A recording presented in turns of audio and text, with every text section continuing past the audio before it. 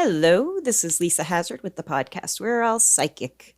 Today, Misty has strep throat. It sucks. I feel so bad for her. Misty, get better. So I thought I'd do a podcast on palmistry. I don't know any other palm readers. I did meet one when I was in my 20s, late 20s. I knew a girl who read palms, but she explained to me that for her, she knew some basics of palmistry, but really how it worked for her was through clairsentience. She could touch a hand and get information. I was 29, I think, when she gave me a palm reading.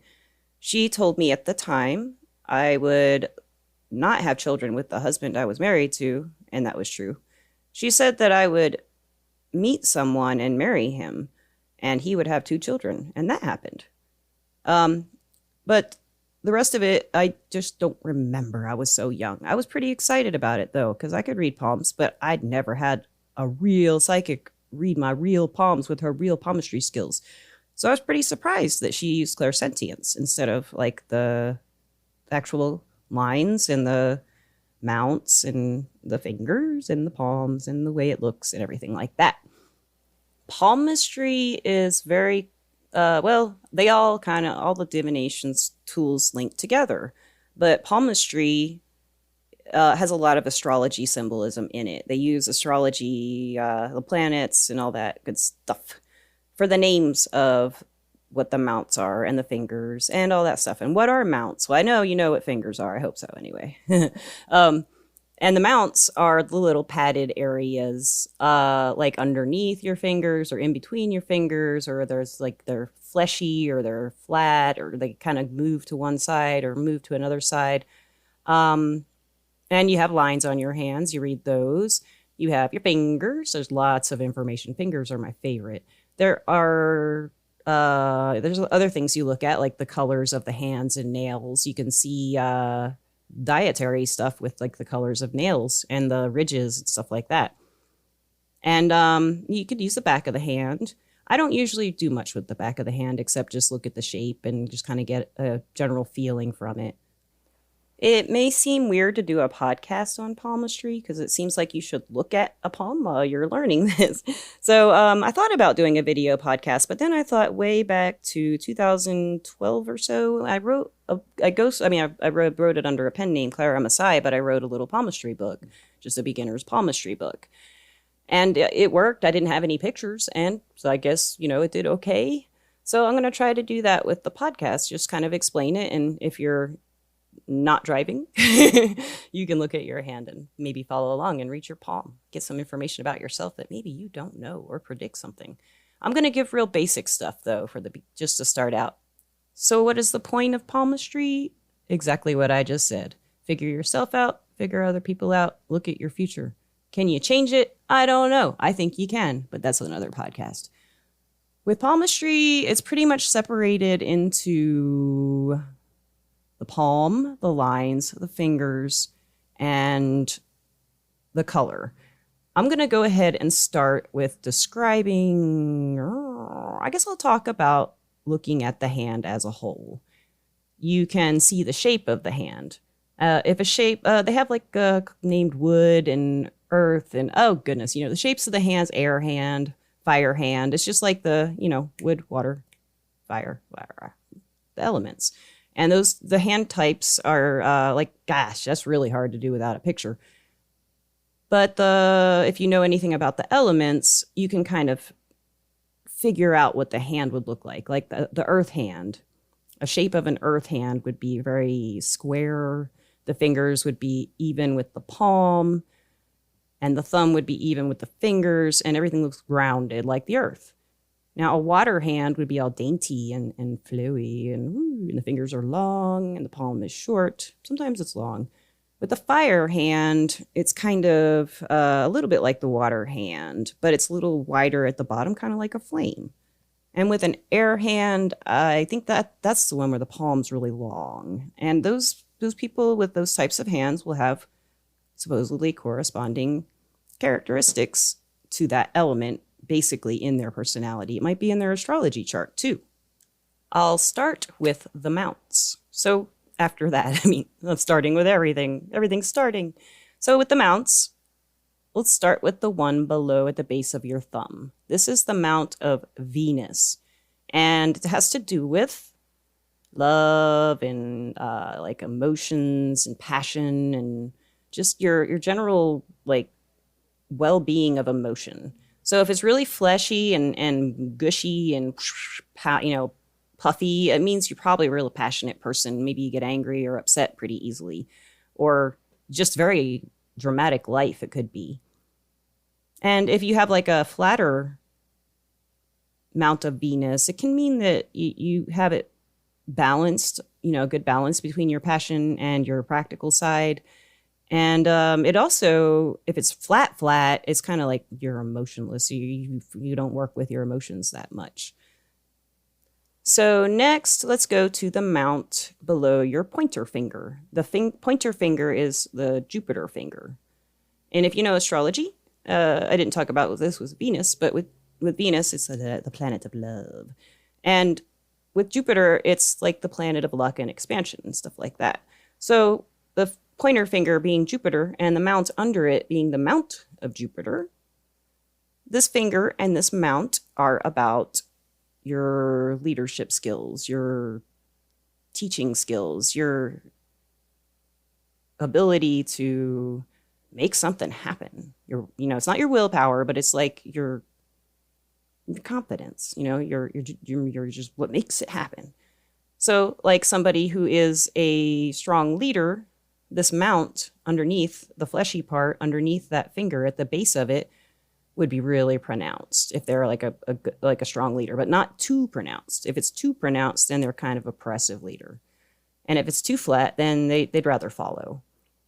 So then the next finger over, the nice little middle finger, it is the Mount of Saturn and the ring of Saturn. So the mount underneath the middle finger is called the Mount of Saturn. Saturn in astrology is like, some people call it the Reaper, but it's about philosophy, doctrine, spirituality, what you believe in, what you're here for, what you want to do with your spirit, what you're doing here. So this is like, if it's real fleshy, then you can have very strong opinions about what you believe in. If it's not fleshy, then you probably don't really have strong opinions, or you don't push them on other people.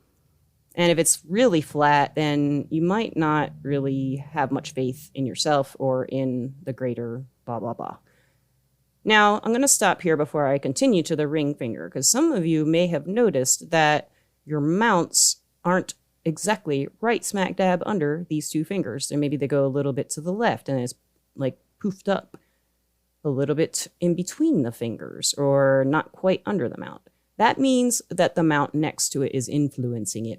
So, for example, on my right hand, my Mount of Jupiter and my Mount of Saturn come together in a pad in between the fingers instead of right below them. So my leadership skills, or my desire to lead, or whatever that may be, is mixed up with my belief system, is kind of what that means. So the next finger is the ring finger. The ring finger is the Mount of Apollo and the Apollo finger. It's about creativity, and it's about fame sometimes, and success in the arts usually, or just your creative side is always what I think of. So if that mount at the base of the ring finger is fleshy, then you have a lot of creativity overload. If you have a flat one, then you don't use your creative energy very much, or you won't. And with just a normal one, or if it goes and drifts to the side, mine drift, you intermingle these things together. They don't just stand on their own for you.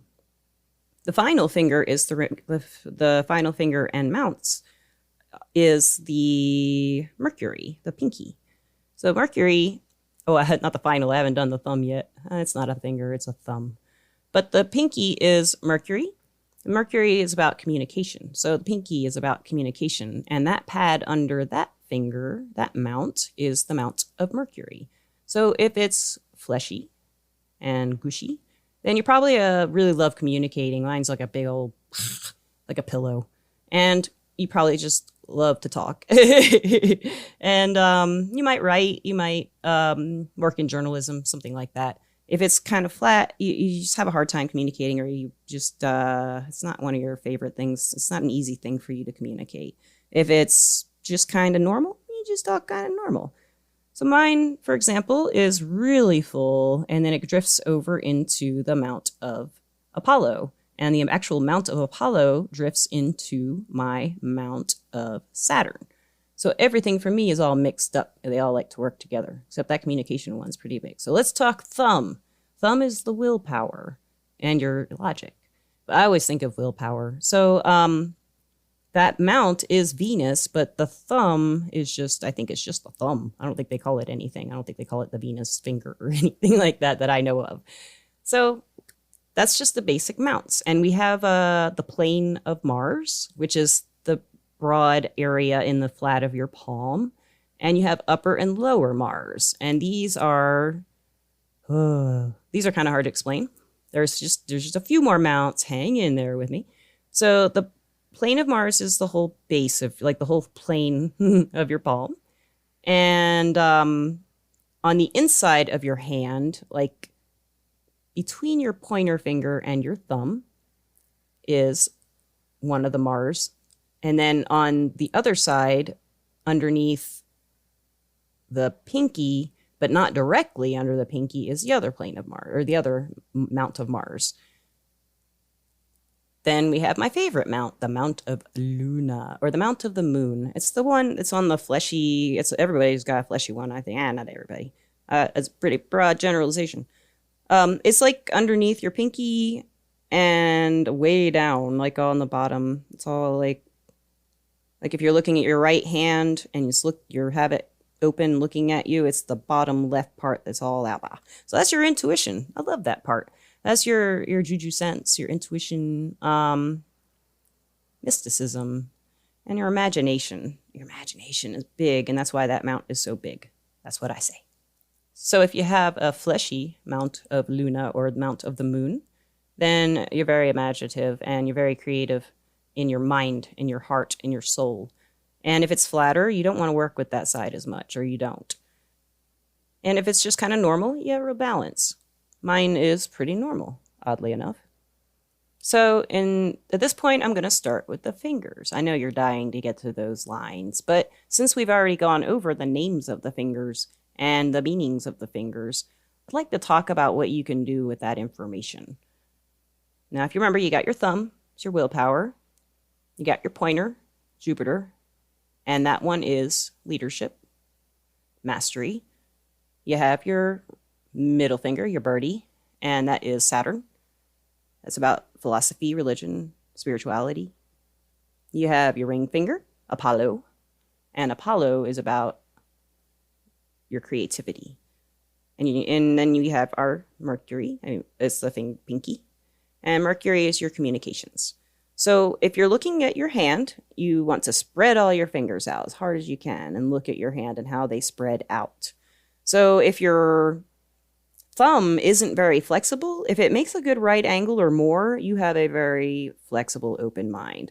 If your thumb is a little tighter, like closed in, like making a check mark or something, you have a little harder time opening your mind. And then if your thumb is really flexible, that's another sign of having a very open mind and a flexible will. But you have a strong will if the thumb is like, well, that comes to your fingertips too. We'll get to that in a minute. But the thumb, you have a strong will when the phalange, they call them phalanges, of the finger, the top one, is especially big, and mine is really big. But the fingertips tell even more about that. I'll get into the fingertips in a second, or more, probably more than a second, maybe 600 seconds. So then we're going to go to Jupiter, pointer finger, and look at the space between Jupiter and Saturn. And if those two are far apart or close together, it tells you something. Like, if it's just, a lot of this is just kind of common sense. If you're looking at the hand spread out and those two fingers are farther apart, they're not going to be influencing each other.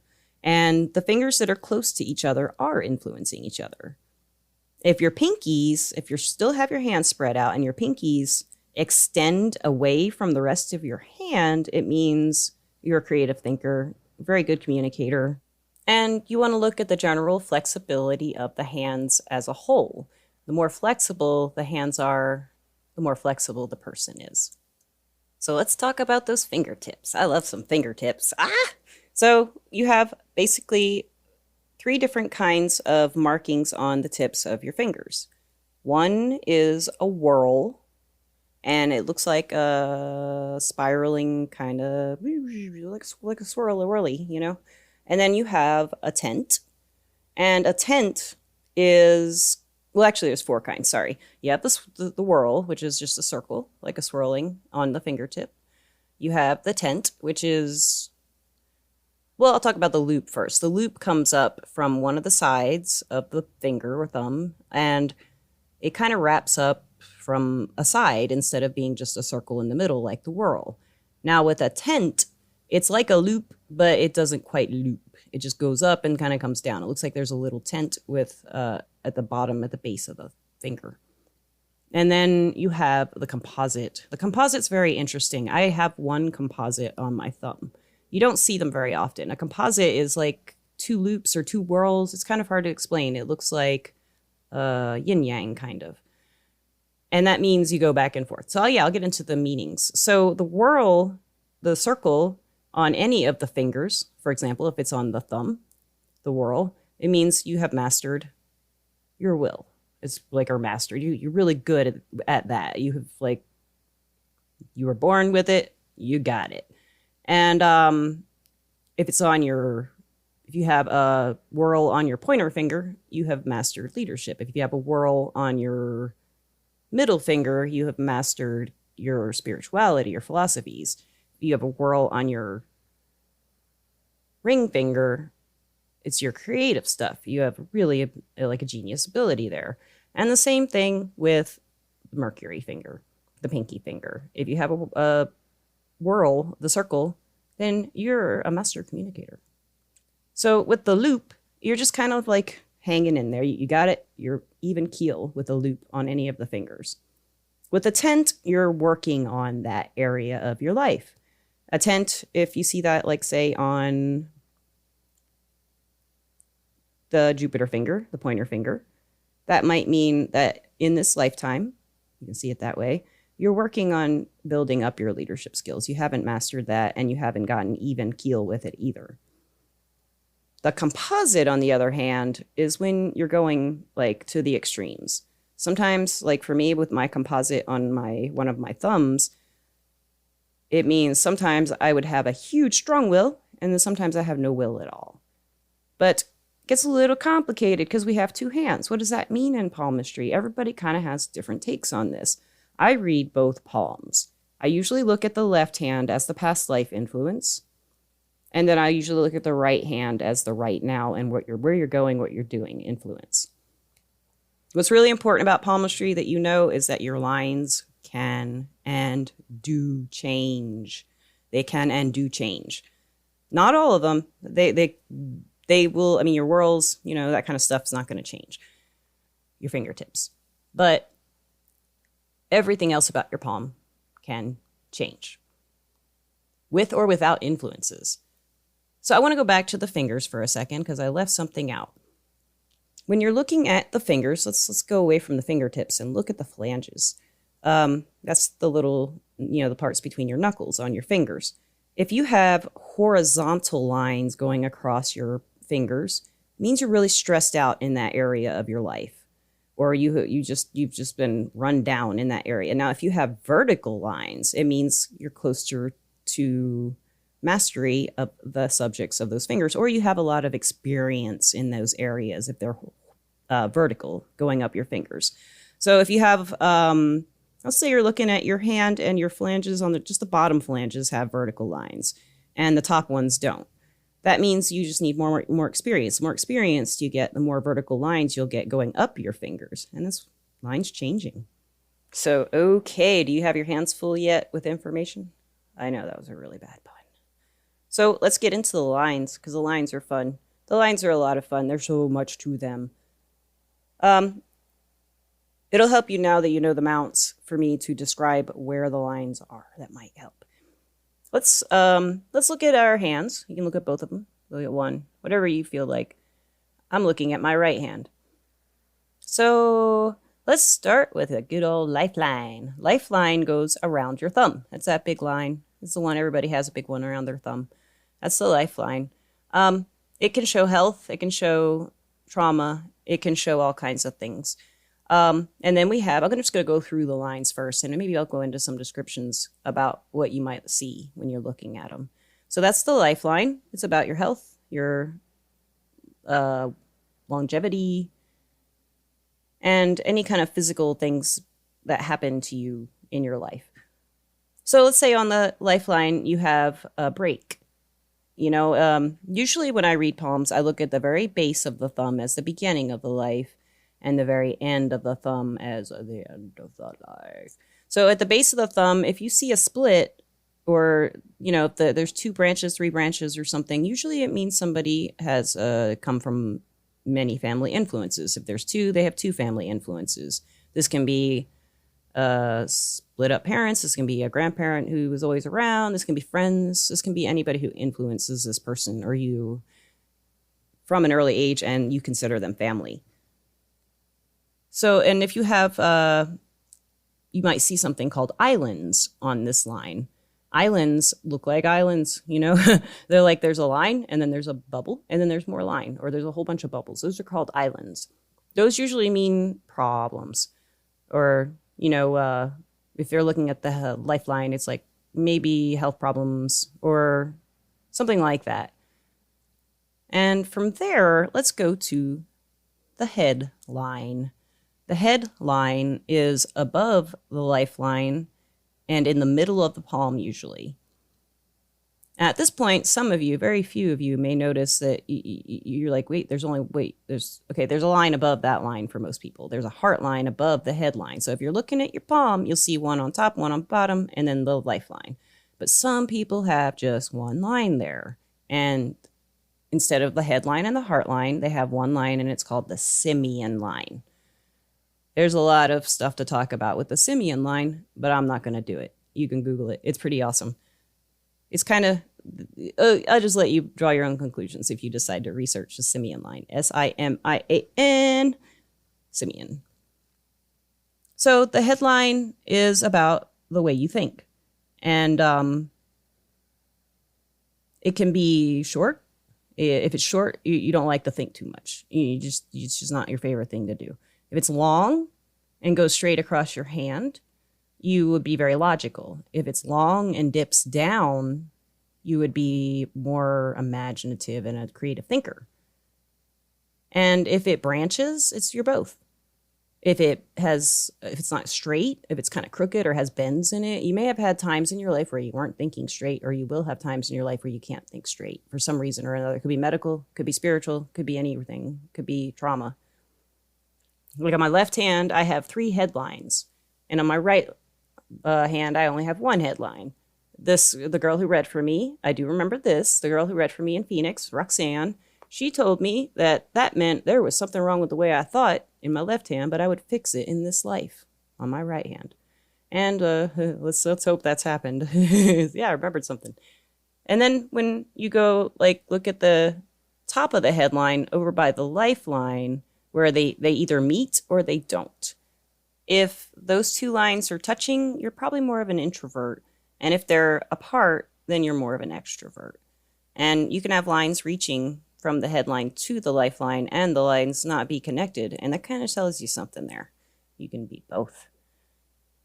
Now we'll talk about the heart line. And the heart line is the way you feel. It's how you express your emotions, how your life is going to, or your relationships. So remember I talked about islands. So if by the way, the heart line is the top line of your palm. And it usually goes from between under either Jupiter or Saturn fingers, pointer or middle fingers, all the way to the edge of your hand below your pinky. So If you have islands, it kind of means you're fickle, or maybe you can fall in and out of love really quickly. If you have a fork up underneath the Jupiter finger or the Saturn finger, if it forks instead of goes straight or up, those things mean different things. So if it's curving up, it means you're more sexual or passionate, and that's what you want in a partner. If it's straight, you want romance.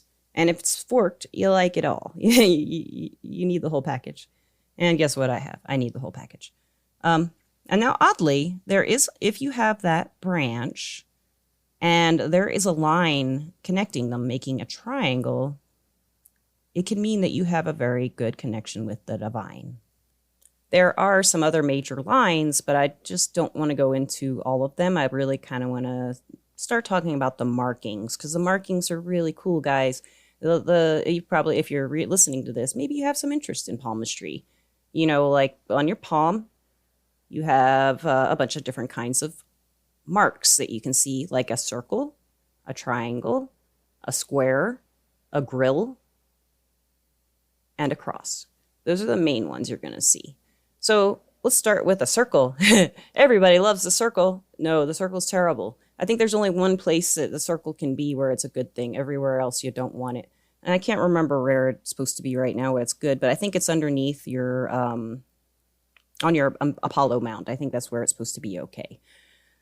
Otherwise, a circle's usually just bad luck, or you're a bad person. You're bad if you have a circle. That's what they say. But I don't really know. I don't see too many circles. And the times I have, there's usually other markings with them. Like Sheila, the angel lady, actually has a pentacle on her palm. I'm not kidding you. She has a pentacle. It's just a pentacle. She's like, well, how'd that happen? Because I thought it was a circle at first, and I looked closely. It's a pentacle. And I never figured out what that means, but nobody will ever figure out what Sheila is. She is just something. So if you see, like, say, a circle under your leadership finger, under your Jupiter, maybe someone thwarts your progress, or maybe you thwart your own progress. It's just like a bad omen kind of mark. It's kind of like a curse. But remember, lines can change.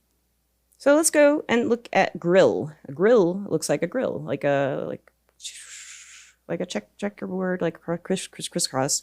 So this crisscross grill is problems and hardships. And then you have your square. Unlike in astrology, a square is not a good thing necessarily, or it's a hard thing.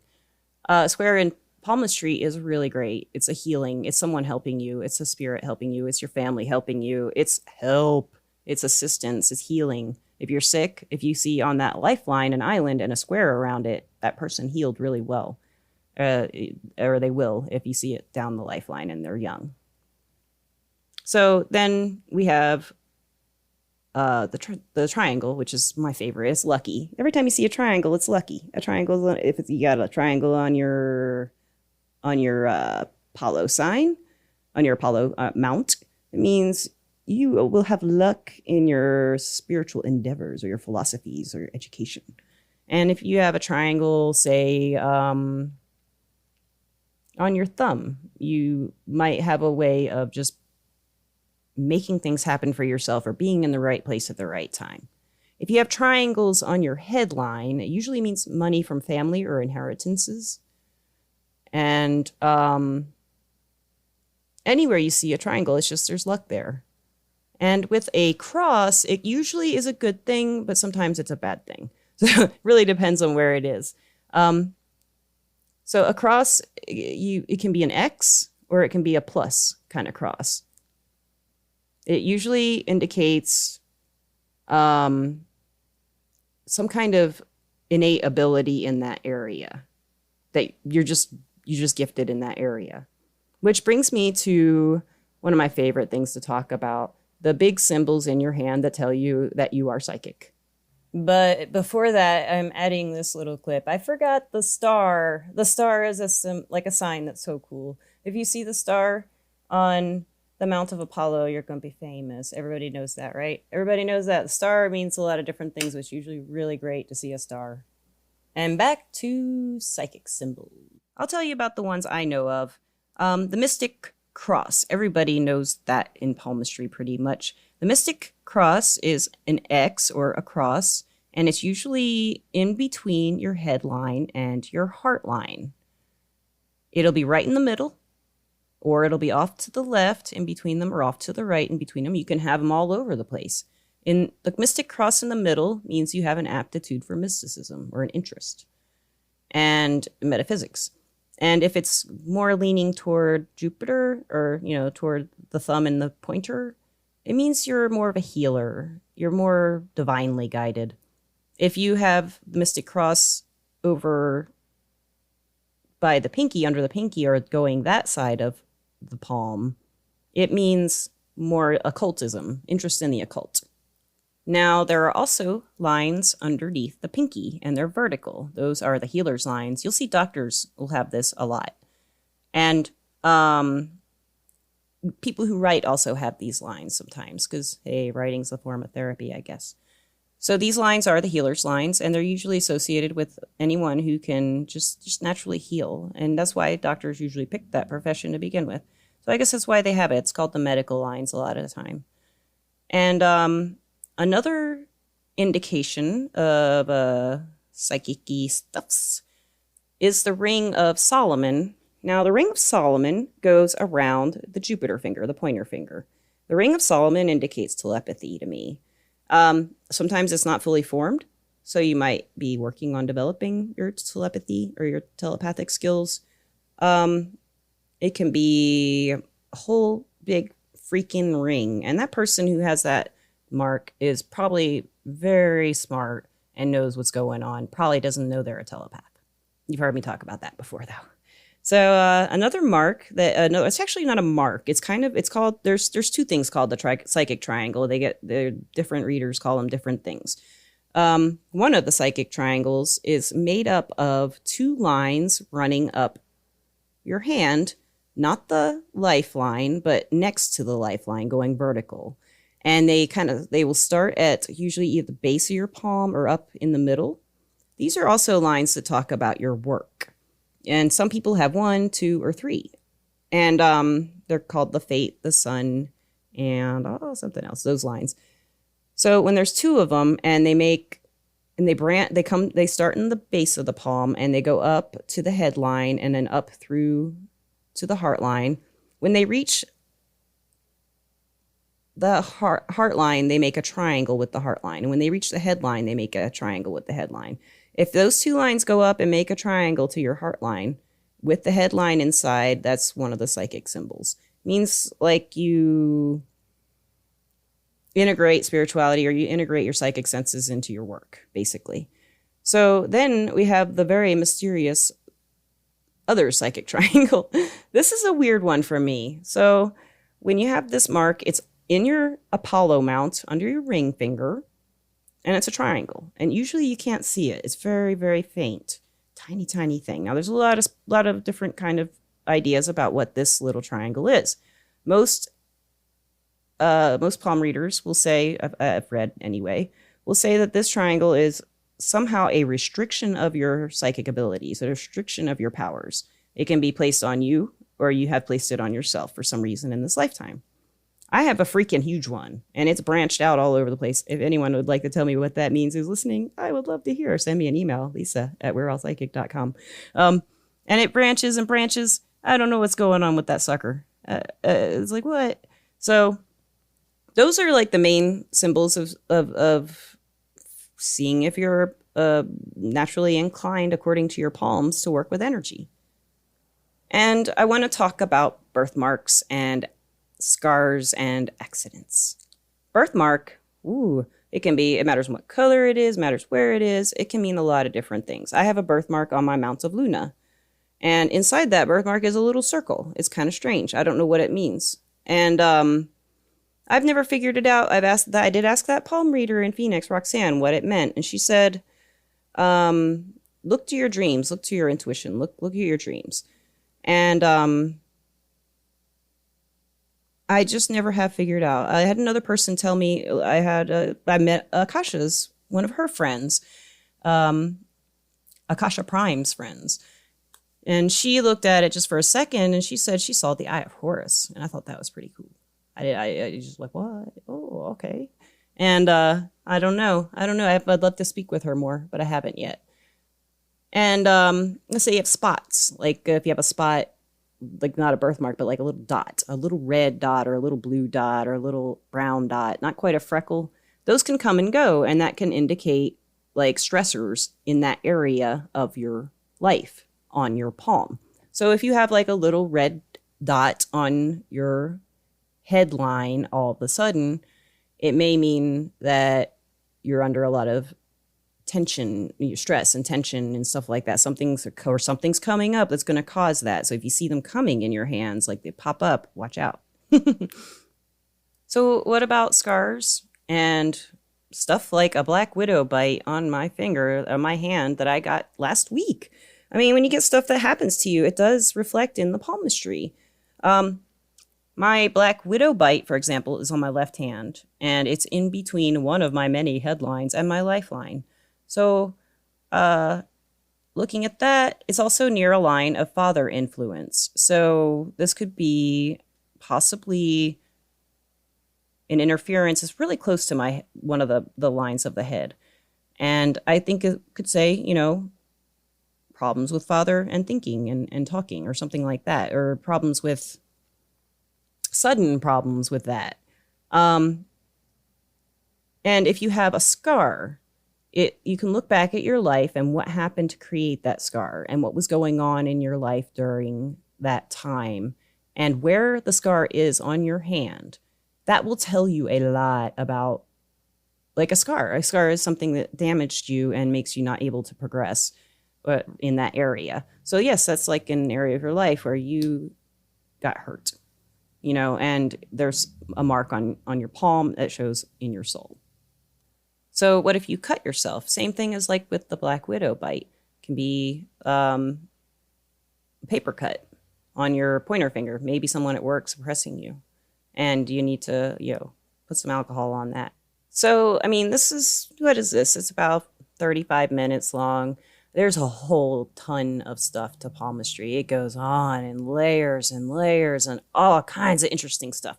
If you're looking at your palm still, you might see the little palmar lines, the little tiny, tiny, tiny lines, like the fingertips. They're all over your hand. All those mean something too.